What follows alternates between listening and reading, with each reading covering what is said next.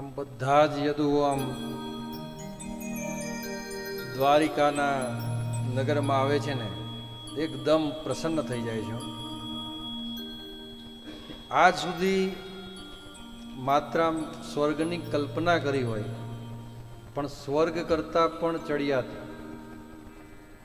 સમગ્ર વૈકુંઠ જે છે ભગવાને જ્યારે આમ દ્વારિકામાં લાવી દીધું છે, એવી ભવ્ય બાગ બગીચા અને આખી જે નગરી છે સુવર્ણથી જડિત, આખી નગરી જે છે સોનાની છે.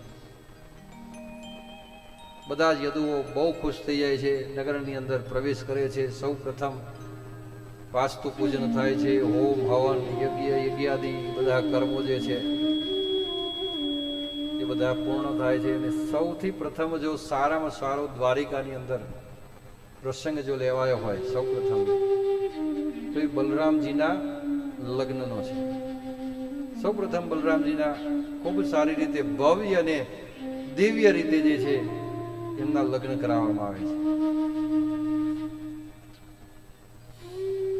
અને લગ્ન થાય મોટા ભાઈના, એટલે સામે નાનો ભાઈ બાકી હોય એટલે બધાનો ભારત વર્ષના રાજાઓ આવ્યા હોય છે બધા,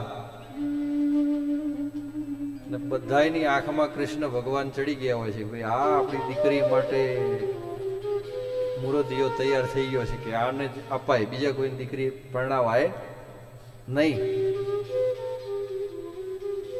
વસુદેવજી એમને બધા રાજાઓ પૂછવા લાગે છે કે ભાઈ તમારા છોકરા માટે કઈ જોવાનું ચાલુ કર્યું કે નહીં?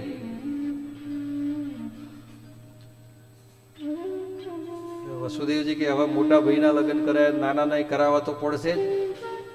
કોઈ સારી કન્યા હોય તો જોતા રહેજો. એવામાં ભીષ્મક રાજા હોય છે ને એ પણ ત્યાં આવેલા હોય છે પ્રસંગમાં. અને ભીષ્મક રાજા જે છે ને એમના કૃષ્ણ ભગવાન બહુ પસંદ આવી ગયા હોય છે. એટલે એમની પુત્રી હોય છે જેનું નામ હોય છે રૂકમણી, જેને આપણે ગુજરાતી બધા રૂક્ષમણી કહે.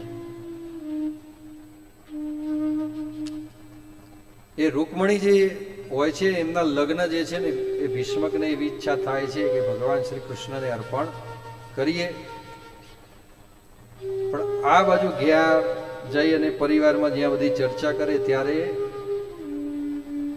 રૂકમણીનો ભાઈ હોય છે રૂકમી, અને એ રૂકમીની ઈચ્છા એવી હોય છે કે રૂકમણીના લગ્ન શિશુપાલ સાથે થાય. શિશુપાલ જે હોય છે એ રૂકમીનો મિત્ર હોય છે ખાસ. એટલે તરત જ પોતાના પિતાને કહે છે કે પિતાજી, આ બધા આટલી દૂર અને આ બધા ગોવાળો જે છે એમાં આપણી દીકરીને નાખવાની જરૂર નથી. આ બધી ચંદ્રવંશી ક્ષત્રિયો રાજાઓ છે એમાં આપણી દીકરી નથી આપવી. મારા એમના માટે તો સારામાં સારો જો કોઈ મૂર્તિઓ હોય ને, અત્યારે ભારત વર્ષની અંદર એના જેવું કોઈ બલશાળી પરાક્રમી કોઈ રાજા નથી. અને એવો કોઈ રાજા હોય તો એ મારો મિત્ર છે કે, અને એ શિશુપાલ છે કે આપણા બેનના લગ્ન શિશુપાલ સાથે જ કરાવવા છે. ભીષ્મકને થયું કે ભાઈ મારા મંતવ્ય પ્રમાણે તો કૃષ્ણ સારો છે, પણ પછી જેવી તમારી બધાની ઈચ્છા, તમારે ક્યાંય શોધવાની જરૂર જ નથી કે હું હમણાં જ મારા મિત્ર પાસે જઉં છું, અને જો બેનને સ્વીકારે, વાત મંજૂર કરે તો બધું નક્કી કરીને જ આવું છું. અને તરત જ તો પિતાની આજ્ઞા લઈ અને સીધો રૂકમી તો ઉપડી ગયો પોતાના મિત્ર પાસે. અને રૂકમી જઈ અને શિશુપાલને કહ્યું, ભાઈ શિશુપાલ, તું મારો મિત્ર છે, પણ હવે તને જે છે ને એ મારો બનેવી બનાવો છે. બોલ, મારી બેન છે એ તને ગમે છે? શિશુપાલ કે હા, તમારી બેનના તો મેં બધા બહુ ગુણ સાંભળ્યા છે, એટલે તમારી બેન મને પસંદ છે. જો ત્યાં મારો સંબંધ ગોઠવાતો હોય તો એમાં સોનામાં સુગંધ પડે. એક તો તમે મારા મિત્ર બી છો અને પાછા શાળા પણ બનશો,